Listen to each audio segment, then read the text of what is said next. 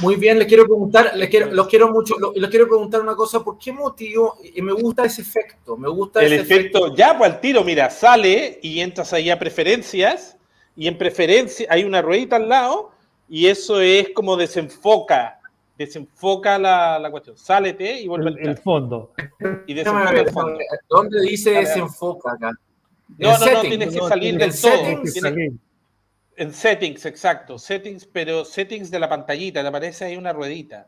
Claro, pero es cuando está. No, pero settings de StreamYard, de StreamYard, pero tienes que salir del todo, tienes que volver a entrar. Como cuando entras y pones tu password para entrar. No voy a hacerlo, lo hago la próxima vez. No. Mauricio, échalo. Bueno, ya lo voy a hacer al tiro, ya. Voy a salir, voy a hacer el... Ya, chao. Sácalo. Estamos jugando hoy día, señoras y señores. La tecnología nos tiene absolutamente a todos. Le gustó a nuestro invitado el efecto que tenemos aquí en la espalda, que por lo demás... Era mucho mejor, que hay como enfocado. Pero mira, si yo abro los dedos ahí, se coloca ahí, mira, así que se ven las luces. Sí, podéis como interrumpir el fondo. Se interrumpe el mirar fondo. Los cuadros que tengo en la casa, reproducciones según Mauricio Aliaga. ¿Quieren ver mis reproducciones? Me dolió, yo sabía que te iba a doler. No me duele nada, obvio que son reproducciones. Reproducciones. Yo sé, bueno, y los mármoles que tiene y todo eso son una belleza. Yo sé. Oye, yo sé. Bueno, vamos a hablar también de esto que te dije, que te estábamos conversando, esperando a Tomás. Sí, el Parlamento. Acerca del fiscal nacional. Esto es fundamental. No, o sea, tener el fiscal nacional paticojeado, sin aprobación, sin mayoría, sin nada. Chao, pescado. Claro, pero ya el que pasó, el mafioso que hubo, cómo se la arregló para llegar a ser fiscal entre gallos y medianoche, en reuniones secretas en casas de mandatarios, ¿cierto? Pero eso eso es práctica de la política, o sea, eso es práctica es una práctica humana. El hacer lobby es una práctica humana que se viene haciendo de tiempos inmemoriales. ¿Tú crees que los hombres de las cavernas no hacían lobby entre ellos? ¿Tú crees que no lo hacían? Obvio que lo hacían. Sí. O sea, aquí está el nuevo... No, si no hay caso.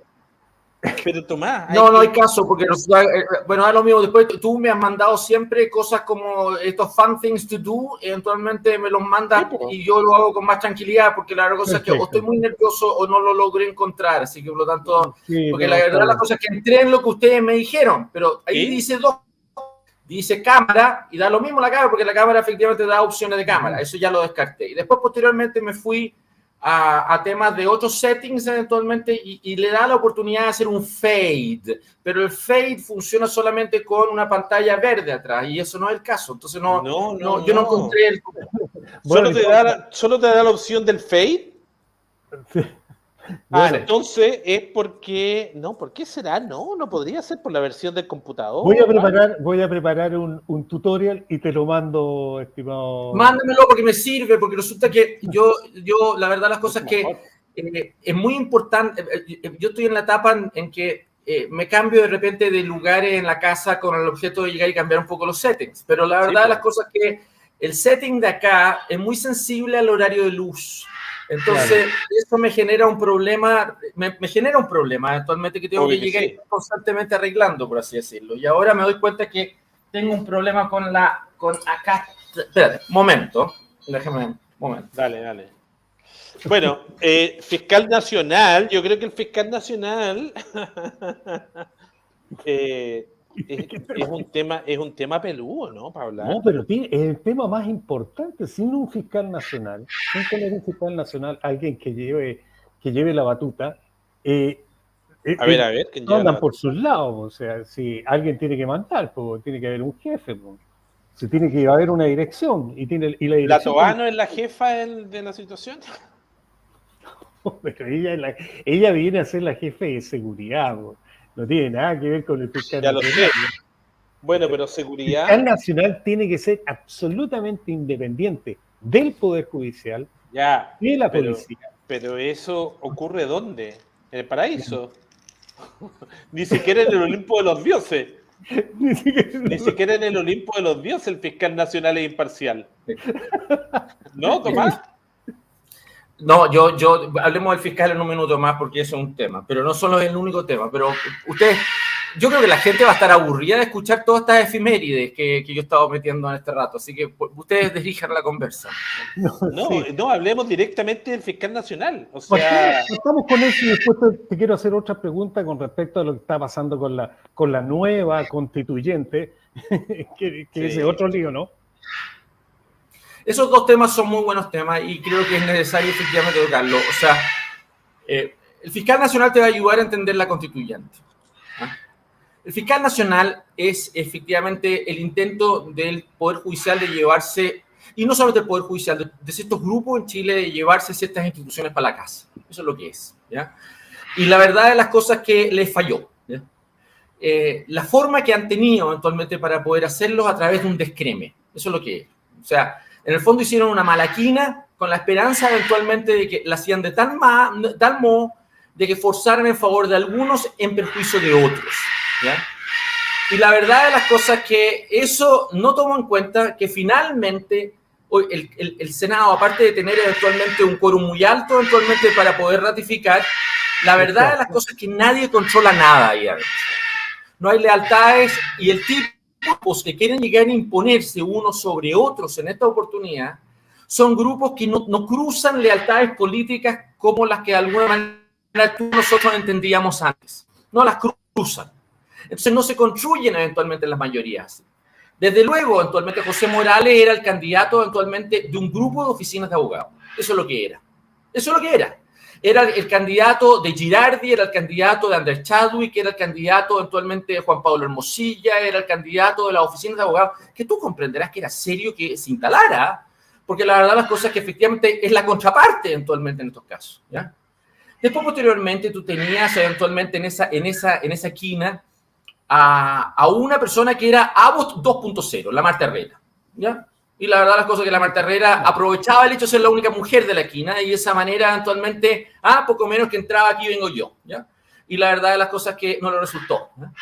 Después, posteriormente, tú tenías dos candidatos que son de la masonería, ¿ya? Dos candidatos que son de la masonería, uno de los cuales eventualmente quedó fuera porque resulta que efectivamente fue descalificado por la ministra de la Mujer, ¿ya?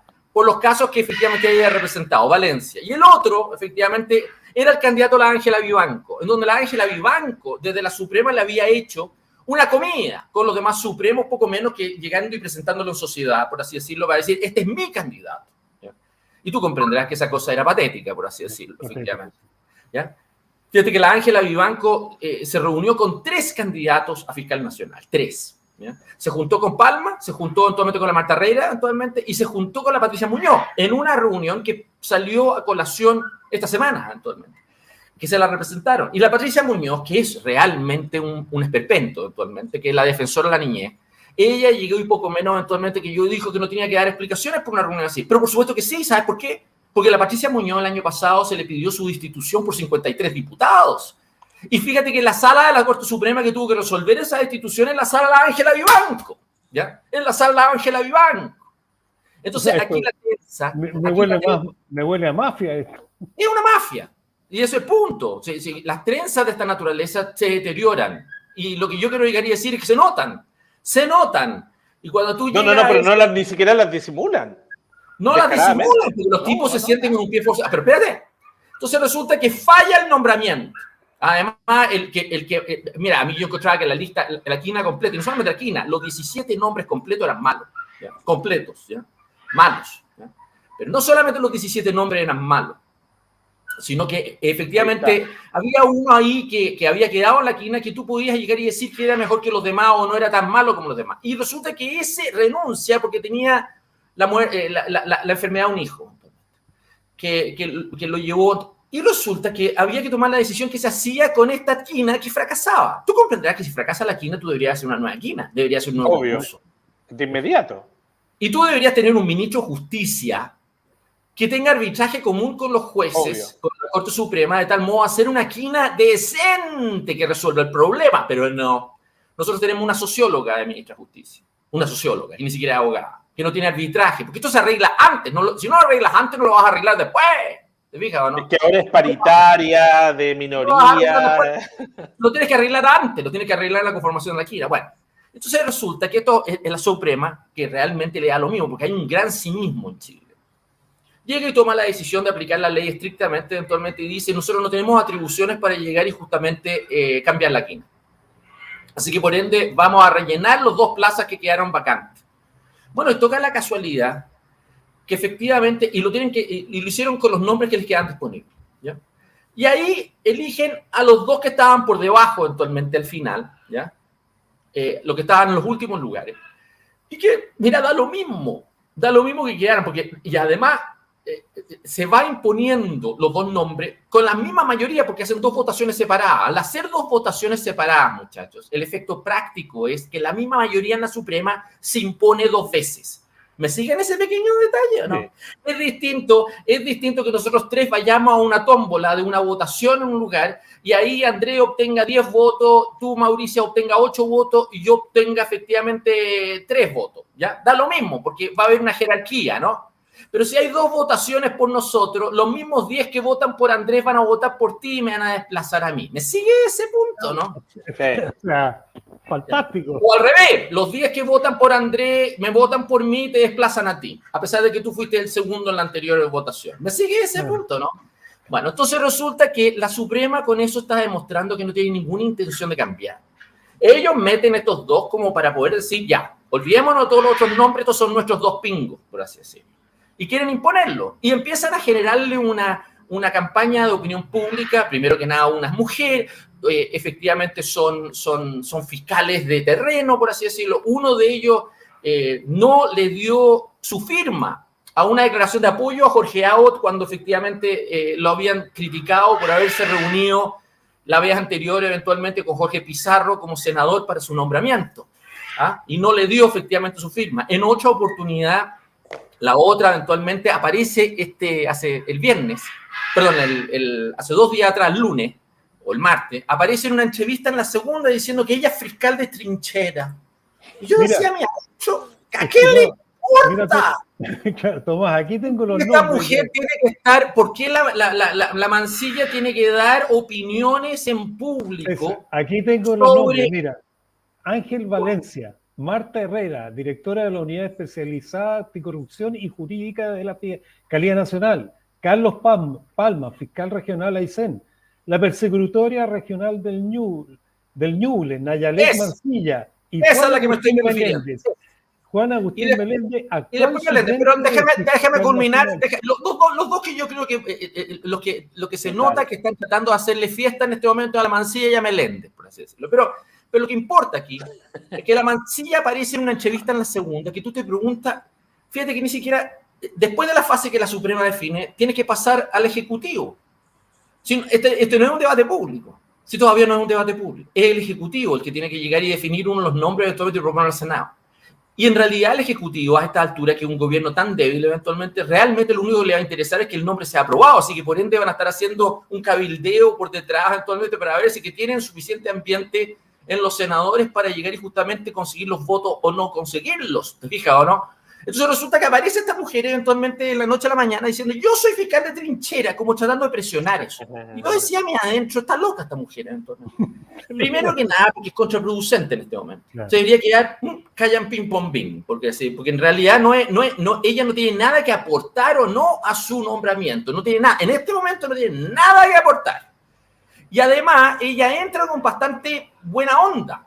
Por el hecho de ser mujer, por el hecho de que no está metida en la quina anterior, por el hecho eventualmente de que en el fondo, o sea, la verdad las cosas que mientras más calladita se queda, mejor, por así decirlo, ¿te fijas o no? Mejor, baje el nivel de decibeles, por así decirlo. Y en tercer término, te quiero llegar y decir efectivamente que los problemas que hay que resolver en la fiscalía no pasan por el hecho de que ella diga que es fiscal de trinchera, y te explico por qué. Porque son 3 los problemas que tiene esa fiscalía. O dos grandes.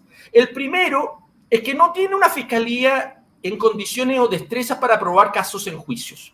Desde Sabas Chaguán, es una fiscalía que está dedicada básicamente a remisiones condicionales de pena, a procedimientos abreviados, a suspensiones condicionales de procedimiento. En el fondo, son acuerdos con la contraparte para que ya te voy a dar una pena más baja, declárate culpable y estamos arreglados y cerramos el caso. Hasta les han dado bonos por desempeños por cerrar casos así. Y por ende, el efecto práctico de eso es que hoy día, a diferencia de la española o a diferencia de todos los países que tienen una reforma procesal penal como la nuestra, mientras ellos aumentan condenas, nosotros la hemos bajado. El primer problema es que tú tienes una fiscalía que no tiene destrezas para probar casos en juicio. La primera cosa. La segunda cosa es que no tienes una fiscalía que trabaje con jueces, con el gobierno de un modo de llegar y hacer una buena política criminal. No la tienes. No la tienes. Por 20.000 razones. Una de las cuales son los casos de alto impacto, los casos de corrupción, los casos que afectan eventualmente delitos de cuello y corbata, por así decirlo. Porque en el fondo la fiscalía está muy atravesada por presiones por esa materia. Y eso hace que tú no puedas jerarquizar prioridades de delito.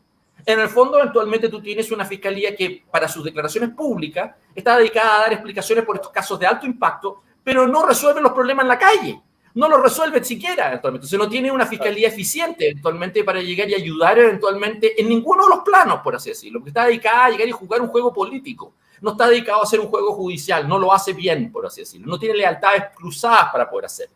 ¿Y para qué decir que no tiene lealtades cruzadas con los jueces y no los tiene tampoco con las policías, ni tampoco, ¿y para qué decir con el gobierno? Entonces lo que pasa para este efecto es que tú tienes una fiscalía que tiene un problema estructural y tiene un problema de falta de liderazgo interno. Entonces tú comprenderás que importa una raja que venga una mujer y diga yo soy fiscal de trinchera. Y da rabia que un medio como La Segunda, actualmente en el fondo, sea tan frívolo de llegar y hacer un casting en un momento que realmente tuviste una falla endémica actualmente del sistema anterior, eventualmente que fracasó el candidato, para seguir jugando esta especie de concurso belleza actualmente, para llegar y creer de que de ahí vas a poder surgir una solución. Ese es el problema. La fiscalía, gane quien gane, se imponga quien se imponga, tiene una crisis interna. Y eso es lo que está instalado. Entonces, la verdad de las cosas es que en este instante, eventualmente, todas estas declaraciones dan la sensación de que la crisis va a continuar y que no se va a resolver y que ninguna de estas personas tiene realmente el peso específico como para poder resolver. Y ahí es donde tú llegas a lo que dije al comienzo. Esta feudalización del Estado está degradando el Estado a un punto que ya no da para más. Y eso podemos entrar al segundo tema que tiene que ver con el acuerdo constituyente, que es lo mismo actualmente, pero eso es lo que quiere decir. Hubo un senador, no recuerdo el nombre, que lo hemos tenido acá el senador, ya que fue quien determinó que no se eligiera a Ramos, al anterior, ¿no? Que él dijo, yo no quiero que en los delitos de cuello corbata se le siga dando clases de ética. Es que eso no depende de él, eso depende de los jueces, pero por eso rechazó al fiscal anterior, digamos, en la Cámara. Pero el problema aquí, eso no se juega. Yo te voy a decir una cosa, por eso también están mal hechas las preguntas, y no tuyas, las de los parlamentarios. Sí. Están mal hechas las preguntas. Porque los parlamentarios están haciendo preguntas como para la galería, ¿te fijas? ¿No? Lo que le llama la atención a la gente cuando lee estos casos de alto impacto, por así decirlo, que le produce violencia, por así decirlo. Lo cierto es que más allá de clase de ética o no se están castigando a ciertas personas. Ciertas personas tienen acceso privilegiado a ser tratados eventualmente con guante blanco en el sistema. Esa es la crítica. Y es cierta. Si tú ves las cascadas, te voy a decir, los grupos que se fueron en contra Morales y lo echaron abajo, eran gente que tenían intereses todos, los tres que yo pispé por lo menos, tenían interés en las cascadas. Uno era Saba Chaguar, que tenía, otro era un ex fiscal, Ortio, me cuesta pronunciar su apellido, Ortio Cuy o algo por el estilo, efectivamente, me cuesta. Uno de ellos era ella y el otro era un amigo mío, que era el Pirincho Navarrete, y no por él, por un cuñado de él eventualmente, que era abogado en unos casos de la cascada. Se intervenían para llegar y echar abajo a Morales, porque tenían intereses involucrados por la contraparte, por así decirlo. Y tú se nota, todo el mundo lo sabe, por así decirlo. Y los gallos le da lo mismo, ¿ya? Sí, yo lo que quiero llegar y decirte eventualmente es que cuando tú vas a entrar a estos casos, es lo mismo que le pasa a la Contraloría. Sí, es lo mismo que pasa a la Contraloría. Y lo mismo que pasa eventualmente en el Congreso. Tú tienes el gran acomodo en Chile. Todo el mundo quiere colocarse para llegar y sortear el malestar. Y todo el mundo cree que su presencia va a resolver el malestar. Es decir, la fiscalía pasa porque metamos a todos estos pecados y tengamos un acuerdo. El Congreso pasa porque tengamos un nuevo proceso constituyente que delegue el poder constituyente a un ente ajeno, por así decirlo, que no está contemplado en el sistema actualmente, y ellos estén distribuyéndose los cupos y ahí vamos a tener paz social. Están locos. Pero están locos. Están locos. Y da rabia. Porque ese diseño es el que de alguna manera se trató de imponer después del 15 de noviembre hace 3 años atrás y fracasó. Y fracasó. Y los gallos no quieren darse la razón. Entonces estamos en mitad, fíjate, estamos en inminente de que se va a firmar un acuerdo constituyente. Y el acuerdo constituyente no va a resolver, no solamente no va a resolver nada, lo va a empeorar. Porque le va a dar, el gobierno, ¿por qué está tan interesado en ese acuerdo constituyente? Está interesado porque le permite evadir, le permite no gobernar, le permite llegar y traspasar todas las pasiones que hoy día están puestas en la delincuencia, la economía, está puesto eventualmente en la presión pública por llegar y resolver problemas prácticos como la fiscalía, echar a andar el país eventualmente, por así decirlo, y lo va a distraer para que todos se entretengan nuevamente en la calle disputando cupos eventualmente en odio, decir no más FP, no más ISAPRE, no más, cambiamos el royalty, cambiamos efectivamente, y en el fondo gobernar por vía de la Constitución. Y esa cosa no resultó la vez pasada, no va a resultar ahora y solamente se te va a ir de las manos. Se te va a ir de las manos un populismo de derecha actualmente en el país que realmente, y eso es solamente juzgándolo en sí mismo, pero ¿qué pasa si que ocurre lo mismo que ocurre en Perú? Efectivamente, que empiezan a ocurrir hechos, por así decirlo, que además te deterioran el cuadro interno. Entonces, la verdad de las cosas es que la forma como la política chilena, la democracia chilena está tratando de reaccionar a su problema, se empeora el problema, por así decirlo. ¿Quién está gobernando, Tomás? ¿Quién gobierna en la sombra? Estos pilotos, pero no, el país no se dirige solo, el país está en un contexto internacional. Es que esa es la tesis. O sea, es un país tercermundista, Tomás. Es que aquí hay dos tesis, Andrés, aquí hay dos tesis. Aquí la tesis es de que el país se puede gobernar así. Se puede gobernar con piloto automático y con una feudalización de grupos. Es más, la constitución que los presidentes llevan bajo el brazo con el objeto de imponernos en esta convención constituyente es un régimen parlamentario. Eso es lo que pretenden. Ellos quieren volver a la nostalgia oligárquica después de la Revolución 91. El periodo entre el año 91 y el año 20, pasado eventualmente, de tener un acuerdo constituyente, un modelo político eventualmente que juega que los grupos económicos, eventualmente una derecha económica, se llegue y se arregla los bigotes por detrás. Entonces está la derecha gobernando. En este caos es una derecha económica. Es una derecha económica. Por eso está Piñera y por eso aparece Andrónico. Por eso aparece Andrónico Luksic eventualmente diciendo que las inversiones están bajando y llegan a un acuerdo constituyente. Era ridículo. No tiene ninguna relación una cosa con la otra. Claro. No tiene ninguna... Evidentemente que estamos perdiendo inversiones, pero no las estamos perdiendo porque efectivamente no tenemos un acuerdo constitucional. Ese es el error de él.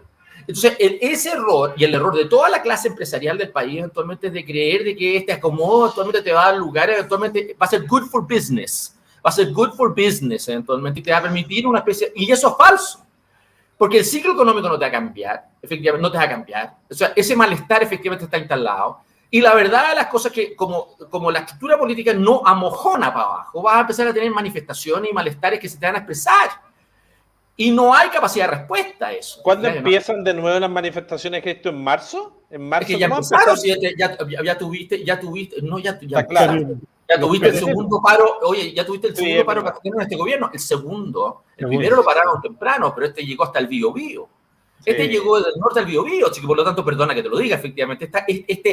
No hablamos contigo del tema de los camioneros. Queríamos hablar contigo la semana pasada cuando el tema de los camioneros estaba, pero ya en su punto álgido. Pero bueno, no te estás ahí muy ocupado. Y los camioneros. O sea, lo importante es para los camioneros que en el fondo el gobierno trató de llegar y justamente demostrar de que aquí, y los grupos económicos que yo te estaba mencionando hace un momento atrás, lo que querían demostrar es de que aquí había una dupla en el gobierno que iba a compensar el mal gobierno, que era Toa Marcel y que después finalmente era Manuel Monsalve, el subsecretario del Interior, con Juan Sutil, los empresarios. Y la verdad de las cosas es que eso no es así.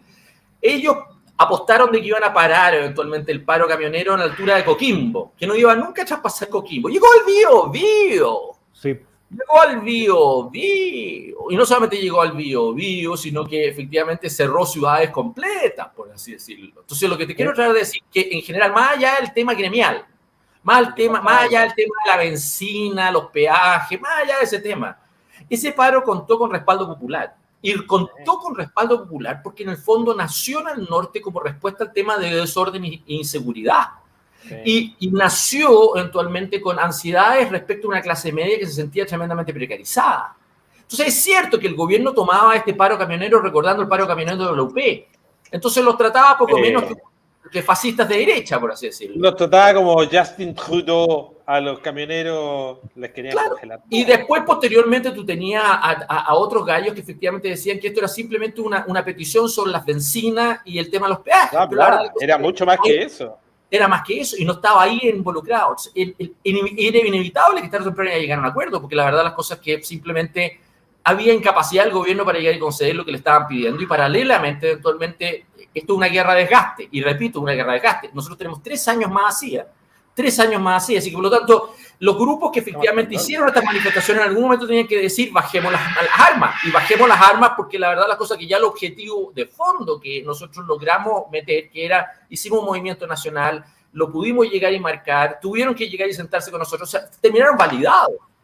Y yo te voy a decir una cosa, el hecho de que hayan terminado validados quiere decir que vamos a tener un tercer paro camionero. Ese es el problema. La pregunta es ¿cuándo? Es como lo de las pensiones. El cuarto retiro. Vamos a tener un tercer paro camionero. Vamos a tener un tercer paro camionero, porque ya los gallos se dan cuenta que efectivamente les resultó, hasta un cierto nivel les resultó. Entonces, la verdad, las cosas que... Crearon un arma. Crearon un arma. Entonces, lo que te quiero tratar de decir efectivamente en esta materia es de que efectivamente los incentivos que tú tenías instalado en este momento es de que en el fondo tú tienes una guerra de desgaste, porque no tienes fusibles. Y lo fusible que estos bestias al otro lado quieren llegar y establecerle un juego de cupos. Y es un juego de cupos que lo único que te va a producir es polarizar. Porque te va a polarizar que la gente al ir a la calle van a jugar a ti a Pikachu. Y aún cuando tú designes, aún a pesar de que tú designes eventualmente un tercio de esa convención constituyente, la verdad, las cosas que los incentivos, da lo mismo cuántos elijas, son 50, 70, se me importa un bleo. Pero el único efecto es que cuando tú vas a estar efectivamente incentivando una disputa electoral para llegar y justamente resolver esto, que no te va a resolver el problema del gobierno, porque yo no habría tenido ningún inconveniente que, en el fondo, plebiscitemos la gestión del gobierno. Es decir, el gobierno se va o se queda. Eso es legítimo, eso resuelve un problma. Aquí no, aquí todos se quedan a donde mismo, nadie se va. Nadie se va. El Poder Judicial sigue el mismo, el Congreso sigue el mismo, el gobierno sigue el mismo, y resulta que todo el mundo apendado. Agreguemos unos cupitos más, pongámosle plata para que nos agiten a nosotros. Esa cosa es miserable. Quiero hacer una pregunta. Mira, escuché por ahí a un tipo que le dicen el abuelo, ¿tú sabes quién es? El esposo de la Pamela Giles. De la abuela. De la abuela, el esposo de la abuela. Entonces decía este tipo en el programa que dan ahí en la red en Sin Filtro, decía que muchos políticos le tienen miedo al plebiscito, que se haga un plebiscito de entrada de nuevo para esta nueva convención, ¿ya? Entonces, porque el gobierno en este momento está diciendo que el plebiscito ya se hizo, que el 80% de la gente dijo que sí, que quería una nueva constitución, pero el resultado fue el que fue, que tú lo vaticinaste mucho antes, ¿cierto? Y resulta que están diciendo que se debería ir de nuevo a un plebiscito de entrada y que lo más probable es que tanto derecha como izquierda le tienen miedo a este plebiscito de entrada. ¿Qué opinas tú? ¿Tú crees que debería para esta nueva convención de nuevo haber un plebiscito de entrada? No lo van a hacer. Es que no lo van a hacer. Y te voy a decir por qué no lo van a hacer. No lo van a hacer. Y es muy simple porque no lo van a hacer. Porque ellos tienen, no solamente un temor, es una cosa real. Si el país rechazó el proceso anterior, entonces por ende eventualmente esa frustración con el proceso constituyente está todavía ahí y ellos lo saben. Ellos saben que su acuerdo constituyente no cuenta con respaldo popular. Lo saben, les importa un bleo. Pero resulta que eventualmente van a tratar de alguna manera de llegar y usar medios de comunicación y van a tratar de alguna manera copar la cancha como diciendo que tenemos que estar todos felices con esta cosa. Nos van a imponer un proceso constitucional. No tienen ninguna intención de no imponerlo. Lo van a imponer. Ahora, el problema que tienen son dobles. Son dos. El primero de ellos, eventualmente, que yo quiero ver el acuerdo, eventualmente, porque resulta que no van a poder llegar a imponer una constitución como les da lo mismo en ese proceso. Van a tener que llegar y tener un plebiscito de salida. Y ese es el punto de que ellos están calculando mal los ciclos, por así decirlo. Porque ellos calculan que este gobierno en algún momento se estabiliza. Y es mentira eso. Es mentira. Es mentira, porque los números no dan y al mismo tiempo el ciclo no colabora, sino que hay un mayor deterioro, por así decirlo. Así que por ende, tarde o temprano van a tener que encontrarse con un hecho de que un examen respecto de la Constitución. Y no les gusta eso. Creen lo mismo que creyeron el grupo anterior, que creían que podían imponer un plebiscito napoleónico que jugaba a favor de ellos y les jugó en contra. Ya, esa es la primera, ¿ya? Pero la segunda cosa que es real es que ellos están haciendo una cosa que realmente es inaceptable. La Constitución, por mucho que la puedes cambiar, eso es una cosa que todo el mundo sabe y ese es el argumento principal. Tú puedes cambiar una Constitución, ¿ya? Eso es una cosa que es correcta y tienes un mecanismo contemplado en la Constitución para reformarla, ¿ya? Eso está bien. Pero tú no puedes distorsionar la lógica de la Constitución. Esto se discutió con motivo de los retiros previsionales en el Tribunal Constitucional el año pasado, que en algún momento Gastón Gómez llegó y asesoró al gobierno de Piñera eventualmente para llegar y alegar ante el Tribunal Constitucional que ya podemos cambiar la Constitución para llegar y permitir los retiros, eso está bien. Pero la iniciativa exclusiva del presidente en lo que se refiere a esa materia no se puede llegar y cambiar ex post. Tú no la puedes cambiar posterior. Así que, por ende, el hacer una propuesta para llegar y hacer retiros, por así decirlo, tiene que venir del Ejecutivo. Bueno, ese argumento sirve aquí. Tú no puedes delegar la soberanía popular. La soberanía popular en la Constitución está estipulada de tal modo eventualmente que pertenece al pueblo, pero se ejerce de la manera que está establecida en la Constitución. Pero no puedes crear un ente que ajeno a la Constitución y delegarle funciones que están reservadas al Congreso. No lo puedes hacer. No lo puedes hacer. No le puedes quitar eventualmente al Congreso su potestad constituyente. Ni siquiera que el Congreso lo delegue. No tiene facultades para poder hacerlo. Ni aun cuando diga yo tengo todo el derecho a cambiar la Constitución. Pero no ex post, no ex ante. No así, o sea, lo tienes que hacer ex ante, no lo puedes hacer ex post. ¿Ya? No lo puedes hacer encima para un proceso constituyente. Y menos, como tú me acabas de decir, sin consultarle a la gente. Sin consultar a la gente. No puede llegar y decir, ¿sabes qué más? Yo digo ante mí, yo no voy a ejercer mis atribuciones, voy a crear un mecanismo eventualmente ad hoc. ¿Ah? Es lo mismo que hicieron en la Convención Constituyente pasada respecto a los plebiscitos dirimente. No tenían atribuciones para delegar esas atribuciones estableciendo plebiscitos dirimente eventualmente en la población, porque eso no fue lo que aprobó la población en el plebiscito de entrada. ¿Ya? No lo aprobó. Si lo que te quiero tratar de plantear es que estos gallos están jugando con fuego, porque más allá de los recursos judiciales, porque yo sé de abogados que van a polemizar este punto. Sé que van a ir efectivamente a los tribunales para llegar y decir, ¿sabes qué más? Una vez que se firme un acuerdo constituyente, esto tiene un problema, que es el ejercicio de la soberanía, no la pueden delegar. Y lo van a discutir, con toda razón, ¿eh? Con toda razón. Pero más allá del destino de eso, porque tú comprenderás que si están negociando fiscales como lo hacen, están todos acomodados. Esto es un acuerdo de los grupos en Chile, todos. No solo el gobierno, todos. Todos están tratando de arreglarse los bigotes aquí, llegar y hacer esas esquemas para que no hueven las personas, para que todos los demás no jodan, por así decirlo. El problema es que le va a salir mal. Les va a salir mal porque ese juego eventualmente tiene problemas hoy día relativos. Primero que nada, no estamos en el año 20 del siglo pasado. Tienes un electorado más grande, más sofisticado, tienes comunicaciones, tienes una forma de llegar y relacionarnos, por así decirlo, que nos lleva a que un grupo chico eventualmente diga, ¿sabes qué más? Aquí mando yo. No funciona eso, usted no manda totalmente. Entonces, la verdad de las cosas es que aquí vas a tener reacciones a eso, ¿te fijas? ¿No? Y esas reacciones las minimizan, las miran en menos. Ya no hay una chusma inconsciente, como decía... Sí, mira, te voy a dar un ejemplo ayer, esta semana. ¿No? Hablemos de Perú por un minuto. Hablemos de Perú. Te quería llevar justo a ese tema. Qué bueno, me leíste el pensamiento. Te iba a decir, oye, a ver, hagamos un cambio de paso. Veamos el caso peruano. ¿Sí? Pero si el caso peruano, efectivamente, el libro, porque acá en Chile están todos discutiendo quién tuvo razón. No, Castillo que hizo el golpe. En realidad lo hicieron ambos. O sea, aquí habían habido distintos tipos de intentos por llegar y declarar vacante la presidencia de Castillo. Desde no es la primera, eran varias. Actualmente. Sí. Venían hace rato tratando de llegar y poner término anticipado al gobierno Castillo. Entonces, había una ruptura. Y además, en la población, el Congreso, la única cosa que detenía la institución de Castillo era el hecho que la población tenía más mala imagen del Congreso que el presidente, así que por lo tanto el presidente se cobijaba en ese juego. Pero tenía una ruptura política producto de que estos dos no se entendían, por así decirlo. Fíjate que el único régimen parlamentario en la región, el único, esta cosa no impidió actualmente votar a un presidente el hecho de que tú tenías un primer ministro designado por el Congreso, así que por lo tanto ni siquiera eso sirve, por así decirlo. ¿Ya? Y en segundo término, aparte del hecho que el sistema parlamentario y el régimen unicameral no te sirvió como un antídoto frente a esto, sino que además te quiero decir primero que el presidente declara muerto el Congreso declara vacante el presidente se arranca con el objeto de llegar y asilarse en la Embajada de México. ¿Qué es lo que ocurre? En las redes sociales se ponen de acuerdo y lo van a buscar a la calle y hacen una detención ciudadana. Claro. Hacen una detención ciudadana. Grabaron toda la ciudad para que no llegara a la Embajada de México. Entonces yo te quiero decir que hoy día los golpes en América Latina no se hacen con tanques delante de un palacio de gobierno.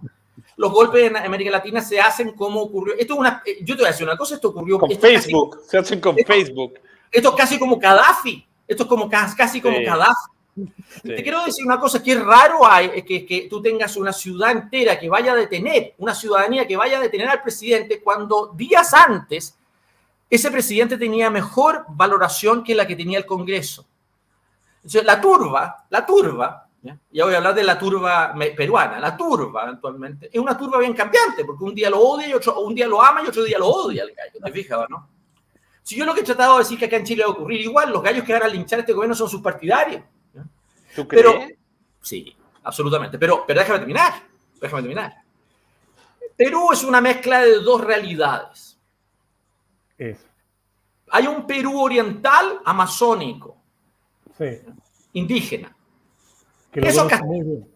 Eso es lo que hace tan difícil eventualmente. Eso fue un sendero luminoso también, para así decirlo. Eso es lo que hace eventualmente tan difícil el raigambre político de una democracia hacia ese lado de la sierra, por así decirlo. Y al otro lado de la sierra, eventualmente lo que tú tienes, eventualmente, el Perú virreinal, es Lima. Sí. Es Lima, es el Pacífico. Es la derecha económica, eventualmente, en buenas cuentas. Claro. Es la derecha económica, eventualmente, que llega ahí.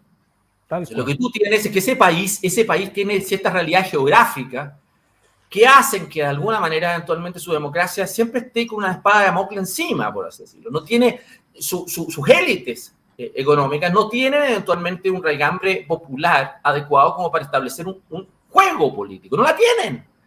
No la tienen. ¿Ya? Pero mira, Tomás, mira lo que dice este tipo aquí en este comentario de esta radio. Dice que Perú, ex primer ministro, cree que Castillo pudo ser drogado e inducirlo a disolver el Congreso. Pero es que lo mismo que me estás diciendo, es que ¿sabes lo que pasa, Mauricio? Es lo mismo que me dice con respecto efectivamente a la Nayalet Mancilla, de que ella es una fiscal de trinchera. O que me digan a mí, Boric es un bipolar, disociado o esquizofrénico. O que me digan a mí que Bukele es un populista actualmente siniestro, o que me digan a mí que en el fondo, efectivamente, y relacionemos el tema con Argentina, que la Cristina Kirchner es la bruja blanca enania, por así decirlo. ¿Te fijas? Totalmente. Yo lo que te quiero llegar y decir, América Latina entero es así, ¿no? Yo quiero decirte que ayer tuve o sea, a mí en redes me contestan amigos míos, y me contestan amigos míos de una manera bastante despreciativa actualmente porque no les gusta lo que digo. Carlos Portales ha sido subsecretario de Relaciones Exteriores, una persona que yo le tengo aprecio y respeto. Y en general tiendo a pensar de que las grandes lógicas de él son mías, porque me formaron en común, nos hemos formado en común. Pero yo no pertenezco al MAPU, yo no pertenezco a esos grupos de poder eventualmente de los cuales sí él pertenece y que de alguna manera están tratando de confundir la salida política chilena eventualmente con este acomodo de grupo. Entonces, le juega malas pasadas. Entonces, él se enoja conmigo y se enojó días atrás conmigo porque yo empecé a advertir respecto de cómo se está horadando el compromiso democrático en la región. Entonces, él llega y dice que yo poco menos estoy empezando a coquetear con lógicas fascistoides. Y yo ayer tuve que decir, mira Perú, mira Argentina. En Perú sacan al gallo, entonces en Argentina mantiene la bruja blanca enania, llega y dice, ya, me condenaron, pero me voy a quedar acá. Y es más, si llega a fallar en Fernández, ella asuma como presidenta. Sí, es verdad. Tiene fuero, no la toca nadie. Eterna. En ese juego, fue el mismo día, fíjate, que ella es condenada a 6 años de prisión, el mismo día que las empresas de Trump fueron condenadas por evasión fiscal en Estados Unidos, el mismo día. Tenía a Trump condenado en Estados Unidos, tenía a esta bruja en el sur. Si yo te quiero decir que esto ocurrió en Honduras, esto ocurrió en Paraguay, a un presidente en Haití lo asesinaron, esto ocurrió en República Dominicana, Esto ha ocurrido actualmente en Perú ya varias veces. Tuviste un expresidente del Perú que se suicidó. Sí. Tú tienes esto que ocurrió con Dilma Rousseff en Brasil. Sí. Tuviste esto que ocurrió con Dilma Rousseff en Brasil. Entonces, y en los países en que esto no ha ocurrido, los gringos tienen solicitudes de captura internacional de varios presidentes por narcotraficantes. Sí. Entonces, cuando tú tienes esta realidad, tú llegas y dices, los hueones en Chile dicen, no, esto nunca nos va a pasar a nosotros. Nunca, nosotros somos distintos de los demás. No, esto no nos va a ocurrir a nosotros. Los suizos de Sudamérica, los suizos. Esto es mentira. ¿Qué piensas tú de Lula y lo que está pasando? Es lo mismo que pensaría yo de Lech Walesa. ¿Te acuerdas cuando Lech Walesa decidió volver al gobierno? Ya no prendía nada. Yo estuve en Varsovia y vi una de las últimas manifestaciones de Lech Walesa, que ya lo miraban como diciendo que se vaya este señor a la casa. Exacto. ¿Hasta cuándo? Entonces, yo lo que quiero tratar de decir es que Lula asume eventualmente con minoría en el Congreso, con minoría de gobernadores y al mismo tiempo con manifestaciones callejeras en todo el país, que hoy día cada vez menos, pero la verdad las cosas que llegaron a ser muy multitudinarias. Entonces tiene un trave político que va a afectar todo lo que la clase política y económica de Brasil pretendió encontrar en él. Si él era un acomodo también de esos grupos económicos eventualmente que querían hacer política exterior, ellos querían llegar y arreglar el conflicto Ucrania-Rusia, ellos querían llegar y tener un acercamiento con China y la India, ellos querían ser la quinta economía del mundo, ellos querían de alguna manera hacer su propia política como lusitana, su nacionalismo lusitano. Y les va a ir mal, porque la verdad es que los gallos están trabados internamente, por así decirlo, y están trabados internamente de un modo que eventualmente los jode con su propio pueblo. Y la verdad de las cosas es que esto es simplemente el corolario de lo que hablábamos respecto a la región. Las convicciones democráticas de la región están hechas pebre. Y las convicciones democráticas están hechas pebre en la región porque hay mala fe. Y hay mala fe eventualmente porque los grupos se quieren llevar todo para la casa. Entonces se quieren llevar todo para la casa. Entonces todos se están tratando de poner un pie encima sobre el otro. Y se polarizan. No tienen capacidad de llegar y establecer políticas públicas, políticas de largo plazo, generar disposiciones de diálogo común. No tienen verdaderas valoraciones a sus identidades y son presas de grupos de interés fuera de sus países, eventualmente, que en el fondo los manejan como peones. O sea, la región hoy día es muy vulnerable, por así decirlo, a influencia externa. Pero en Europa igual, Europa está absolutamente vulnerada completamente. Estamos al dicho de todo. Yo concuerdo. Estados Unidos se ha limpiado todo. Yo concuerdo con ustedes. Es súper vulnerable, pero a pesar de todo, tú tienes una identidad europea que en algún momento entra a ser discutida. Tú entras a llegar, ya sea por la inmigración, ya sea por el conflicto ucraniano, ya sea por la OTAN, lo que tú quieras. Pero hay un momento en que la política europea pasa a ser una política cultural. Pasa a ser una pelea cultural. A mí me gustan esas peleas. ¿Y por qué me gustan esas peleas? Y te lo voy a decir al tiro, porque yo no creo en el Class Interest Group Policy. Yo no creo en esa hueá. No creo. ¿Y sabes quién me convenció de eso? Alan Turing. Alan Turing Alan Turing en París. Que además él era muy amigo de Lagos, pero era muy amigo también de Mitterrand.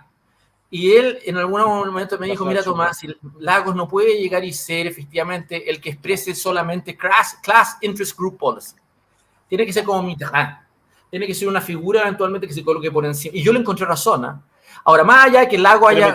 Mitterrand era napoleónico. Era napoleónico. Más allá de que Lagos haya cumplido eso, no. Yo tengo pésima opinión del Lagos, pero la verdad las cosas que yo creo que nuestra región necesita líderes políticos de convicción democrática que entiendan la lucha cultural. Mira, qué bueno. Mira, y ese es un buen punto. Se hizo una escultura del Elwin mírate esta voltereta, una escultura de Elwin ahí en la Plaza de la Constitución, y precisamente inaugurada por Boric y por su pelado favorito. Y lo sorprendente es que estos dos criticaban de una manera implacable a Elwin, y ahora una voltereta, pero completamente 360 para atrás. Si no solo voltereta, se veía ridículo. Yo hasta ironicé en un momento cuando aparece Boric aparecía, yo no sé si ustedes se acuerdan del Happening con Ja, ustedes se acuerdan de Espinita cómo caminaba eventualmente. Sí, pero Era verlo caminar eventualmente. Sí, había algo en el body language de este mequetrefe eventualmente que lo terminaba desvalorizando, y haciendo ver mal, porque además iba con un librito y tú te decías, ¿qué hace este huevón caminando con un librito? Eventualmente un acto de naturaleza. Lo que pasa, obesidad. Déjame con... No, tiene que ver solamente la obesidad, tiene que ver eventualmente con... no, yo creo que es una cosa que tiene que ver con cómo él se ve a sí mismo. Esta cosa no tiene que ver con cómo es chico grande, es cómo se mira a sí mismo.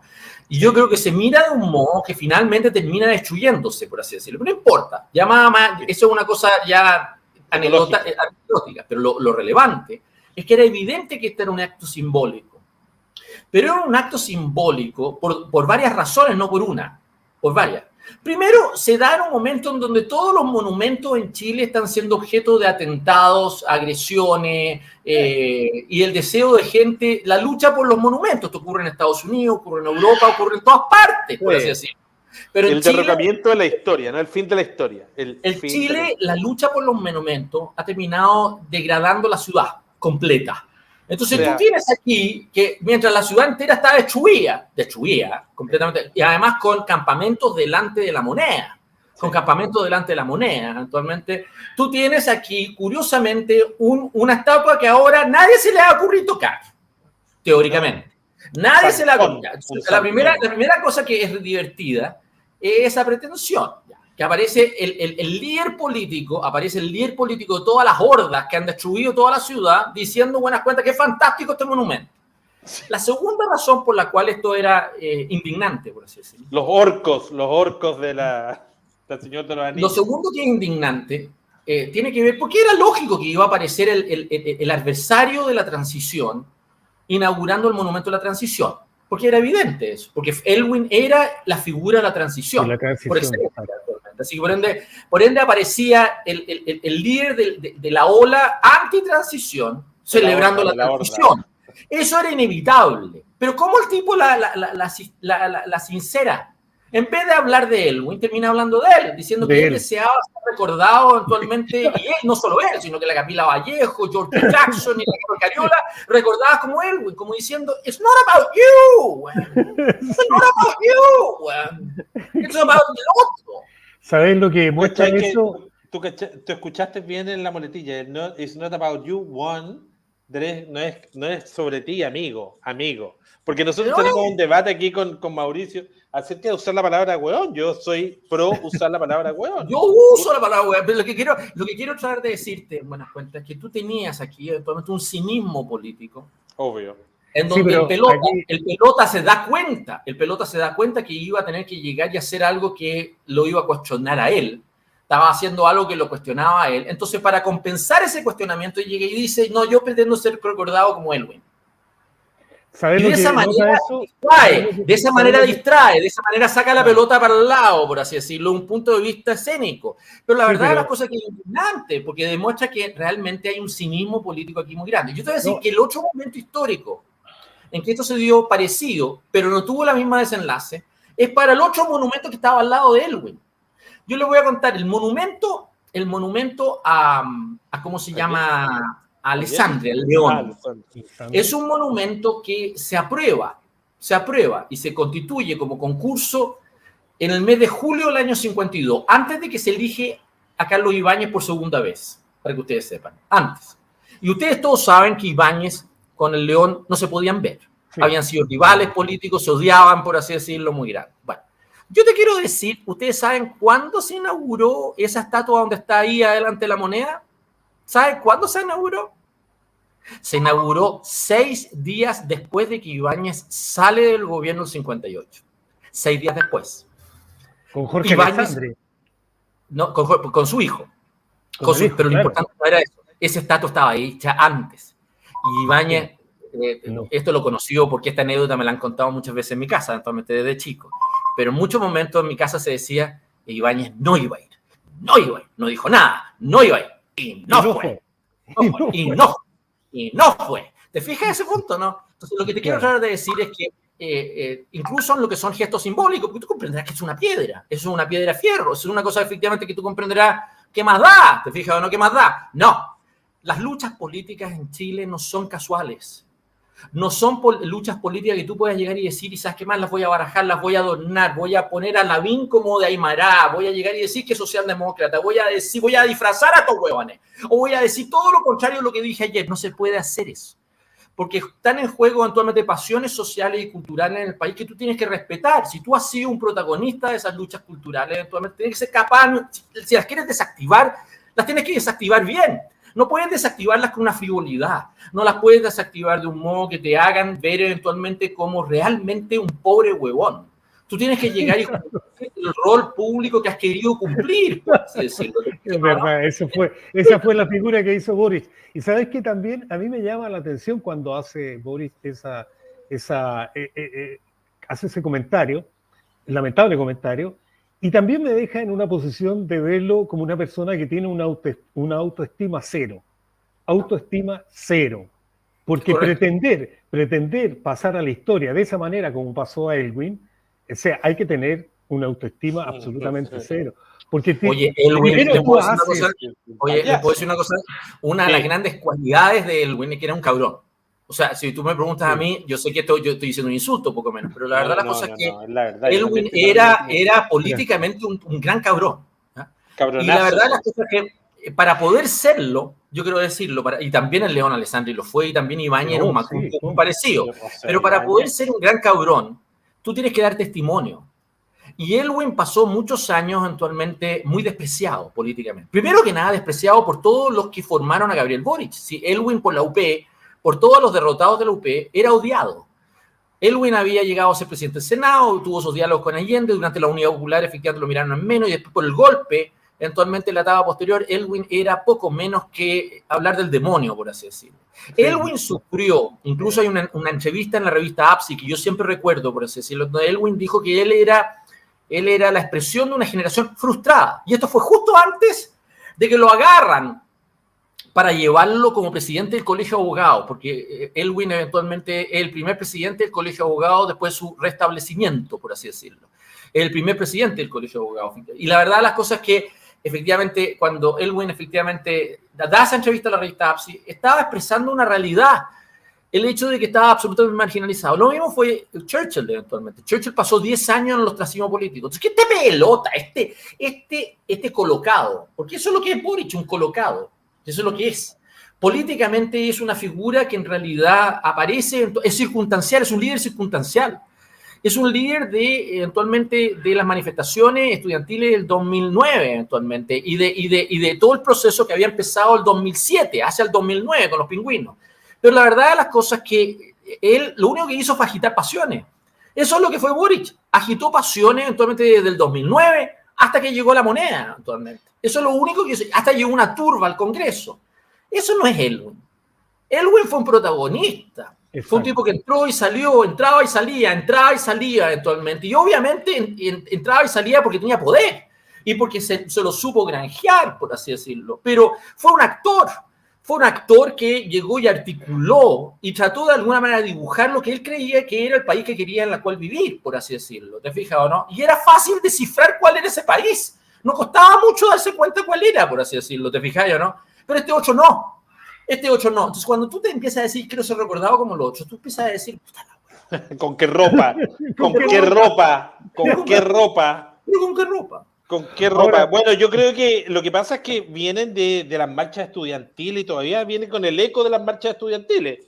Marchas estudiantiles que tú tuviste como 200.000, supongo. Claro, pero yo tenía que ir y pararlas. Yo la verdad es que yo convoqué un paro nacional. Yo estuve en el grupo que efectivamente caímos presos por el proceso de Manos Limpias, común con los trabajadores del cobre, y con Rodolfo Seliguel y con Manuel Busto, pero la verdad es que nosotros le dimos forma a eso. Sí. Y esa dada forma eventualmente tuvo que ver eventualmente en cómo nosotros, mira, si tú me preguntas a mí el sinceramiento que tuvimos que tener, yo con un amigo mío excomunista, lo conversábamos el otro día, nosotros sabíamos que el gobierno militar iba para rato. Nosotros sabíamos que solamente por la calle no íbamos a lograr votarlo. Lo sabíamos, ¿eh? Lo sabíamos desde el día 1, por así decirlo. Pero tú tenías que de alguna manera lograr de que ese movimiento social, por así decirlo, porque además los partidos estaban prohibidos, así que primero que nada venimos nosotros, actualmente en la consolidación de estas federaciones estudiantiles, con el COBRE, con la Comando Nacional de Trabajadores, y después posteriormente entraron los partidos, pero entraron después, ¿ya? Nosotros teníamos que ser capaces al mismo tiempo de dar cauce a un movimiento de no violencia activa, sí, que de alguna manera no se arriesgara con militares que estaban dispuestos eventualmente a llegar y agarrar a las figuras más extremas de eso y hacerlas desaparecer. Teníamos que darle contención al país, teníamos que darle conducción y contención. Teníamos que llegar y dirigir la presión, teníamos que tener presión callejera, pero teníamos que saber hasta dónde llegar en esa presión callejera para que llegara y justamente que las personas no terminaran muertas, por así decirlo, y que esta cosa se acumulara, que fuera acumulándose, y eso exigía un juego al otro lado, con la iglesia, básicamente, el acuerdo nacional, el diálogo, el juego político, que te permitiera de alguna manera ir acercando y generando condiciones de reemplazo a los militares. Y eso fue la concertación del Partido por la Democracia y el plebiscito no. Eso es lo que fue. Ese juego social y político, con dos patas, por así decirlo, requería gente en el medio, o que de alguna manera perteneciera a ambos mundos, que eventualmente supiera lo que se estaba haciendo y lo que no se estaba haciendo. Eso no es hoy día. Eso no es hoy día. Dime una cosa, yo sorprendentemente he visto cómo ha subido el metro, cómo suben las cosas, cómo está la benzina.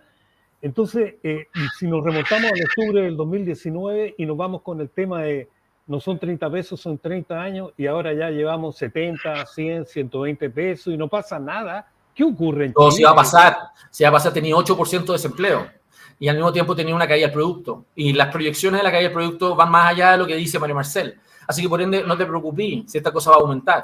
Si la verdad las cosas es que no hay forma. Sí, esa es mi discusión con Andrónico, que dice que las inversiones caen porque no tienen un acuerdo constituyente, porque no van a recuperarse las inversiones con un acuerdo constituyente. Sí, el ciclo político no tiene sino que cómo deteriorarse. Y este es un gobierno minoría que quiere pretender seguir siendo minoría. Entonces los gallos están tratando de buscar un acomodo que les permita gobernar siendo gobierno minoría, pero eso es lo que no funcionó con Piñera. Si con Piñera eventualmente, claro, terminó el mandato, pero terminó finalmente el país exorbitado. O sea, el punto radica, esto va a seguir exorbitándose. Y el ciclo político, yo te voy a decir lo que va a pasar, por ejemplo, si tú convocas a las siguientes 3 elecciones. Si tú tienes una elección de convencionales constituyentes el próximo año, después tienes una elección municipal el año siguiente. Y después tú tienes una elección parlamentaria y presidencial el 2025. Y entre medio tienes un plebiscito de salida, ¿ya? Por la Constitución. Yo te voy a decir lo que va a ocurrir. ¿Te puedo decir lo que va a ocurrir? Ya. En el plebiscito, perdón, en la elección de convencionales, te van a ganar los grupos más ultristas. Te van a ganar los republicanos y el PDG. Y van a desplazar a una derecha tradicional. ¿Y por qué? Van a poder profitar del hecho de haber estado en contra del acuerdo, pero en la calle demostrarse como los más fieles de esa derecha no traidora, por así decirlo. Y ahí van a poder llegar y profitar. Le van a estar regalando, este acuerdo constituyente le va a regalar cupos electorales a ese populismo, ese nacional populismo a la derecha. Se lo va a regalar, ya. Después tú vas a tener una elección municipal que probablemente por escala, por distintos tipos de causa, va a significar una derrota para el gobierno. Entonces los sectores tradicionales como la UDI y Renovación Nacional van a sentir que se les vuelve el alma al cuerpo después de la derrota que van a haber tenido eventualmente en la convención constituyente y van a sentir eventualmente de que ahora sí que sí pueden llegar y levantar a alguien como Evelyn Matei. Entre medio van a tener una elección de un plebiscito de salida que, yo te voy a decir una cosa, como estos hueones lo que pretenden es una constitución que establezca un sistema oligárquico de nuevo y con válvula, y la izquierda hoy día perdió interés en esa constitución, es probable que tú tengas un rechazo a esa constitución. ¿Ya? Un rechazo a esa constitución. ¿Ya? Si por esa derrota va a significar la derrota del tercer proceso constituyente, porque la verdad las cosas que ya tuviste los cabildos Bachelet, ya tuviste actualmente el 4 de septiembre y ahora has tenido efectivamente una derrota constitucional para ese efecto. Y ahí vas a tener nuevamente la disputa electoral para la sucesión eventualmente, en donde realmente va a ser una lotería, en donde las pasiones que se te dieron el año pasado se te van a dar ahora, pero con un populismo de derecha. Un nacional populismo de derecha. Y ninguna de estas figuras, como Evelyn Matei, o la Jimena Rincón, o efectivamente los gallos que están ahí, Macaya y compañía, son diques a eso. No lo son. Pero si no son diques al ser. No son diques al ser. No son capaces de llegar a tener. Entonces, en este ciclo, el juego político está desacoplado a la realidad. está desacoplado a la realidad. Entonces yo cuando ustedes me preguntan, efectivamente, ahora no son 30 pesos, son mucho más y no hay manifestación, la va a ver. O sea, La va a ver. Si no te... ¡Ay, la va a ver! Agárrate los pantalones, cabrón. La va a ver. Cabrito. La va a verla. No pueden pretender que está cayendo en Perú, está cayendo eventualmente en Argentina y tienen unos conflictos sociales efectivamente por toda la región y Chile va a ser un oasis de paz. No lo es. Y además todo lo que estamos conversando en este rato que hemos estado conversando demuestra que esto agina el traste, te meten ahí, se quieren llevar pan y pedazo para la casa, eso se nota. Eso genera rabias políticas instaladas. Entonces va a fracasar el diseño político. No, y rabia en la gente, me imagino, porque es la gente que paga. Si nos ponemos a pensar de que todo este juego político lo está pagando el contribuyente, porque el juego político lo paga el contribuyente, y ellos se llenan los bolsillos, senadores, diputados, el gran Estado, los 8.000 nuevos contratos en el Estado, un Estado que crece, paga moya. No paga moya, pagamos nosotros los contribuyentes. Yo no creo que tú tienes un Estado que está creciendo, al revés. Si tú me preguntas en este punto, yo creo que habían argumentos, incluso si hubieras descontado el manejo epidémico y la crisis económica de estos años, el endeudamiento, habían argumentos para llegar y subir impuestos en Chile. Y eso es lo que trata de hacer valer Marcel, como diciendo, ¿sabes qué más? Era inevitable tener una reforma tributaria, porque no se puede llegar y justamente equilibrar el endeudamiento y el nivel de la caja fiscal, la situación de la caja fiscal en las condiciones que teníamos, por así decirlo. Eso tenía lógica, ¿ya? Pero el problema radica en que la forma como estos gallos eventualmente han concebido el problema económico y social del país lleva a que todo el mundo te cuestione la reforma tributaria que están proponiendo, por así decirlo.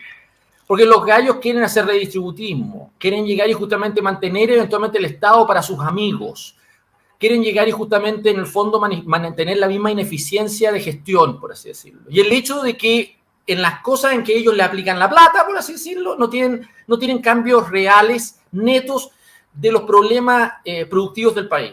Este es un país que tiene problemas de productividad, ¿ya? Tú podrías trabajar en educación, pero tú tienes un ministro de educación que te está diciendo no al aula segura, no a los liceos emblemáticos, te está diciendo en buenas cuentas, mantengamos suspensiones de clase. Realmente es un desastre ese pelota eventualmente. Entonces, ahí debería estar la plata, pero no está la plata ahí porque resulta que ese pelota efectivamente no sirve para nada, Y paralelamente, eventualmente, tú tienes a la Beatriz Sánchez en México, tienes a Javi Velasco con su pierna, eventualmente tenía De Polo, tenía a la Bárbara Figueroa, tenía una cantidad de pescado, tenía exconvencionales que están entrando a hacer pituteo eventualmente adentro del gobierno. Tenía a Patricio Fernández, que fue un convencional miserable, eventualmente de la convención anterior, ahora que va a ser el guionista de 50 años del golpe. ¿Tú dónde has visto que alguien celebra un golpe? Es como en Alemania tú celebraras el punch del año 22. No, yo te cuento, esta es la típica estupidez para llenarle los bolsillos, para devolverle los favores o lo que haga falta. 250 millones. Yo lo que quiero ver es la boleta. ¿Cuánto cobra Patricio Fernández? Ojalá que cobre. Ojalá que cobre. Pero yo lo que quiero decirte es que el problema está, no lo que cobra. El problema está en que este va a ser el discurso oficial. Este es el discurso que va a llegar y definir a toda nuestra embajada, a nuestra imagen externa. Esto va a ser como el iceberg de Sevilla. Esto va a ser al mismo tiempo el discurso que nos van a meter en publicidades con diarios y medios de comunicación en Chile. Este es el discurso que nos van a seguir metiendo, mira, hueveando en la cabeza para llegar y revolver el gallinero mental del país. Pero perdona, imagínate el budget. Van a estar todas las actrices del van a estar todos los que ya conocemos, las hijas de Viragallo, va a estar todo el mundo. Tú comprenderás que al frente nadie se va a quedar quieto. Al frente nadie se va a quedar quieto. La izquierda va a estar, pero al frente nadie se va a quedar quieto. Yo te voy a decir, yo soy parte de una familia actualmente que sufrió la Revolución 91. Y la verdad las cosas que hay distintas cosas, porque yo hay algunas de estas cosas que nunca las vi, porque yo nací en 63. Y una de las hermanas de mi bisabuela murió, mi tía María, la hija de Balmaceda, u otra, la hija solterona de Balmaceda, actualmente muere en el 67. Así que lo único que yo pude ver era muy chico, actualmente, como para darme cuenta. Pero en la retina de las conversaciones de mi familia siempre se repitió que el trauma político de la revolución realmente duró 50 años en Chile y se notó en muchas cosas. Desde luego, políticamente se notó en todo lo que fue en los años 20, la crisis política de los años 20, eso es una cosa que es evidente. Pero aparte de esas manifestaciones, en lo personal, las descalificaciones, las desconfianzas públicas y la manera como se miró eventualmente el juego político del país, realmente contaminó el país efectivamente por 50 años. Pero nadie estuvo celebrando el día del suicidio. Nadie. Es una chambonada, Nadie. total. Bueno, quedémonos con esta chambonada porque tenemos que dar finalizado esta agradable conversación interesante y saber de tu familia ahí, de lo que ocurrió con Balmaceda. O sea, nadie celebra eso. No, pero próxima Vamos vez. a tener que partir por ahí. No, próxima vez retomamos por ahí la historia. O sea, de por ahí, porque esa es historia, ¿no? Era una tía loca, porque caminaba en una casa que quedaba en Riquelme al lado, lo que era la casa de mi bisabuela y de su hermana, vivían juntas actualmente, estaba en Riquelme, era lo que era anteriormente la radio de Agricultura, era la misma, ¿eh? Lo que llegó hasta hace poco, porque hoy día la radio de Agricultura está en la calle Providencia, pero ahí estaba mi tía María, actualmente, que llegaba con un bastón eventualmente y como que era como autoritario y todo el mundo como era, o sea, yo no recuerdo, pero todos te comentaban que ahí viene la tía loca, por así decirlo, llegaba como esta tía severa, que era adorable, era absolutamente adorable, pero que vivieron muy traumadas por el hecho que su papá se nos quedó pegado. Tomás, ¿qué ha pasado? Historias. Es menor, por así decirlo. Ahí está. Había quedado pegado. Bueno, no, porque entran llamadas y entonces esa cosa me quita. No, porque claro, es que tú tenías una agenda ocupada. Bueno, Tomás, nos vemos de aquí a poco, ¿no? De aquí a poco. Tomás, me alegra mucho verte que estés más flaco. Estoy más flaco, pero el problema que me complica es esto. Pero no voy a hacer ninguna cirugía estética, pero en este momento, aparte de las entradas que ya las acepté. La hora espera, decís tú. Claro, se quedó pegado, ¿no? Porque le entró otra llamada. Subí, ¿me escucha? Subí esta cosa para que se me notara menos esa cosa. Así que ya, voy a bajar de peso porque... Mira, hablemos dos minutos en tras bambalinas y te voy a explicar cómo quitarte eso. Venga. ¿En serio? Te lo explico al tiro. Tras bambalinas. Chao. Chao. Vamos con la sigla.